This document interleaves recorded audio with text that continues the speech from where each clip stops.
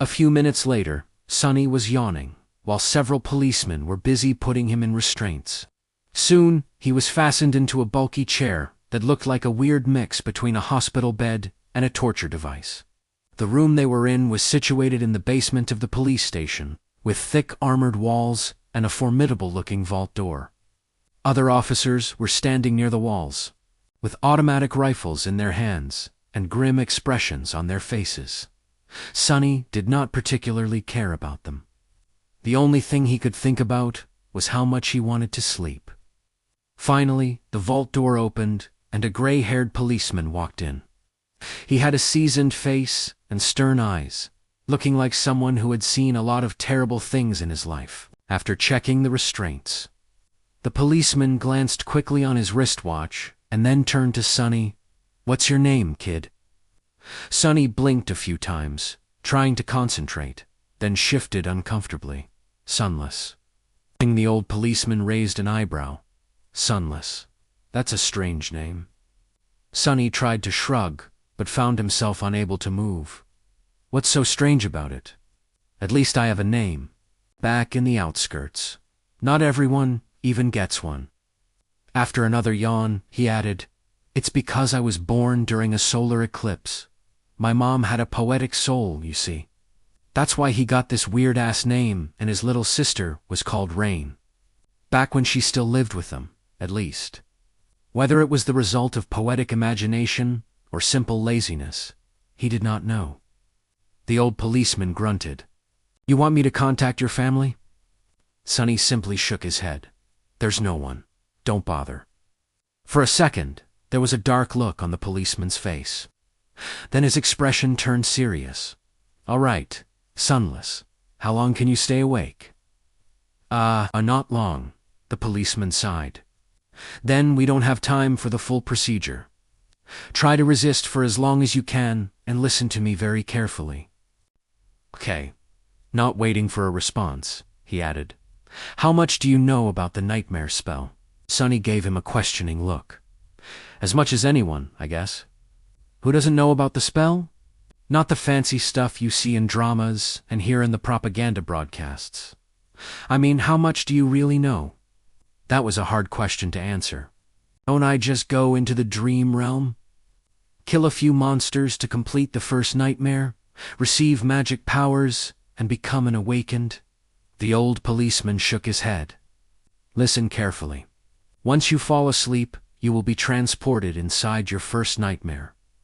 Nightmares are trials created by the spell. Once inside, you will meet monsters, sure, but you will also meet people. Remember, they are not real. They're just illusions conjured up to test you." "How do you know?" The policeman just stared at him. "I mean, no one understands what the spell is and how it works, right? So how do you know that they're not real? You might have to kill them, kid. So do yourself a favor and just think about them as illusions." "Oh." The old policeman waited for a second, then nodded and continued. "A lot of things about the first nightmare depend on luck.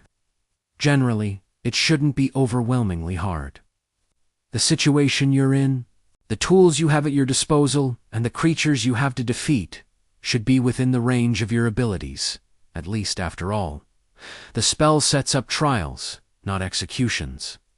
You're a bit disadvantaged due to, well, your circumstances. But kids from the outskirts are tough. Don't give up on yourself just yet." Sonny was getting more and more sleepy. It was becoming hard to follow the conversation. "About those magic powers you mentioned. You will indeed receive them if you survive until the end of the nightmare. What those powers will be, exactly, depends on your natural affinity as well, what you do during the trial. But some of it will be at your disposal right from the start." The voice of the old policeman sounded more and more distant. Sonny's eyelids were so heavy that he was struggling to keep his eyes open. "Remember, the first thing you must do once inside the nightmare is to check your attributes and your aspect. If you get a combat-oriented aspect, something like a swordsman or an archer, things will be easier. If it is reinforced by a physical attribute, then that's even better. Combat aspects are the most common, so the probability of receiving one is high. The armored room was growing dimmer. If you're unlucky and your aspect has nothing to do with combat, don't despair. Sorcery and utility aspects are useful in their own ways. You'll just have to be smart about it. There are really no useless aspects.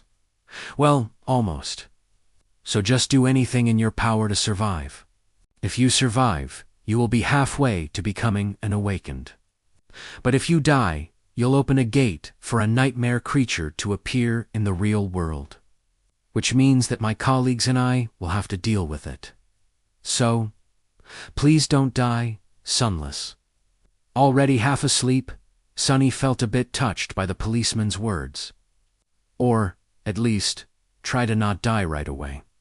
The nearest awakened won't be able to get here for a few hours, so we would really appreciate it if you don't make us fight that thing ourselves.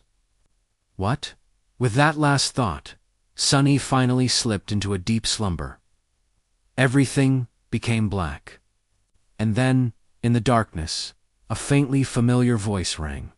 Aspirant, welcome to the nightmare spell. Prepare for your first trial. Chapter 2, Slave Caravan. Sonny dreamt of a mountain. Jagged and lonesome, it dwarfed other peaks of the mountain chain, cutting the night sky with its sharp edges. A radiant moon bathed its slopes in the ghostly, pale light. On one of the slopes, the remnants of an old road stubbornly clung to the rocks. Here and there, weathered paved stones could be seen through the snow. To the right side of the road, a sheer cliff face rose as an impregnable wall. To the left, a silent black sea of nothingness indicated an endless fall. Strong winds crashed into the mountain over and over again, screaming in powerless rage. Suddenly, the moon fell over the horizon. The sun rose from the west, streaked across the sky, and disappeared in the east.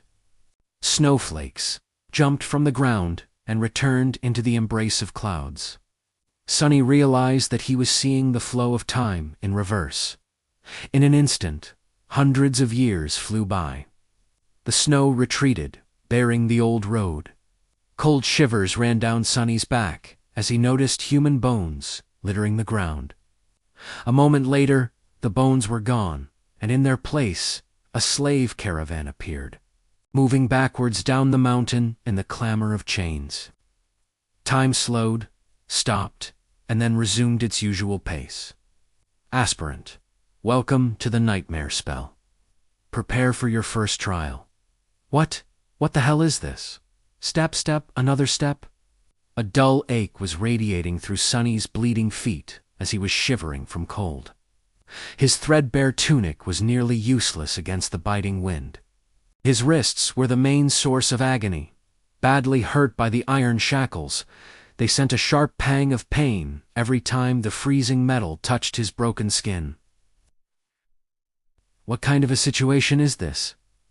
Sonny looked up and down, noticing a long chain winding up the road. With dozens and dozens of hollow-eyed people, slaves just like him, shackled to it at small intervals. Ahead of him, a man with broad shoulders and a bloodied back was walking with a measured gait. Behind him, a shifty-looking guy with quick, desperate eyes was quietly cursing under his breath in a language that Sonny did not know, but somehow still understood. From time to time, armed horsemen in ancient-style armor would pass by, giving the slaves menacing looks. However you judged it, things were really bad. Sonny was more bewildered than panicked. True, these circumstances were not like what the first nightmares were supposed to be.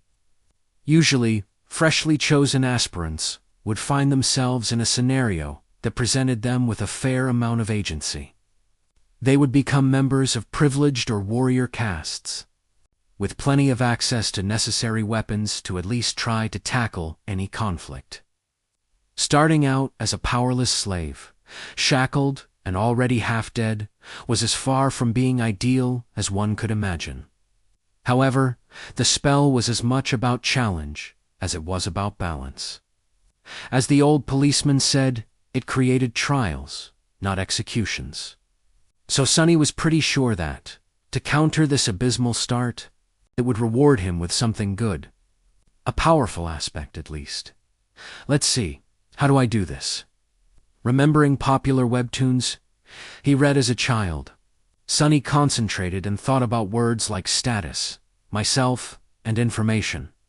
Indeed, as soon as he focused, shimmering runes appeared in the air in front of him. Once again, although he did not know this ancient alphabet, the meaning behind it was somehow clear. He quickly found the rune describing his aspect, and, finally, lost his composure. What? What the actual fuck? Name, Sunless. True name, rank, aspirant, soul core, dormant. Memories, echoes, attributes, fated, mark of divinity, child of shadows. Aspect, temple slave. Aspect description. Slave is a useless wretch with no skills or abilities worth a mention. A temple slave is just the same, except much rarer, speechless. Sonny stared at the runes, trying to convince himself that he was maybe just seeing things. Surely he couldn't be that unlucky. Right? No useless aspects, my ass. As soon as this thought appeared in his mind, he lost the rhythm of his steps and stumbled, pulling the chain down with his weight. Immediately, the shifty guy behind him screamed, "Whores, bastard! Watch where you're going!" Sonny hurriedly dismissed the runes, which were only visible to him, and tried to recover his balance. A moment later, he was once again walking steadily, however, not before inadvertently pulling on the chain one more time. "You little shit. I'm going to kill you."